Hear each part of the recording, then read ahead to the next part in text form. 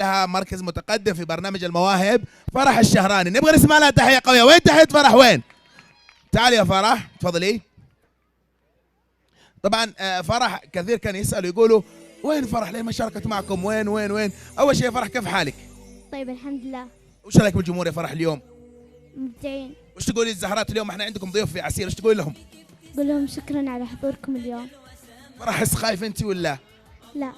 طبعا نقول لكم فرح هي من عسير، هي من زهرات ومبدعات عسير، شاركت معنا في برنامج المواهب. فرح كانت اي مركز؟ ثالث. ثالث ما شاء الله. واليوم طبعا جينا عندكم هنا و نبغى تقولي كلمة كذا خاصة بالجمهور وكلمة خاصة بالزهرات، تفضلي. أقول شكرا لكم على حضوركم اليوم، أسعدتوني بحضوركم. هذول من الجمهور ولا الزهرات؟ الزهرات. والجمهور وش تقولي لهم؟ أقول أسعدتونا بحضوركم اليوم، شكرا لكم.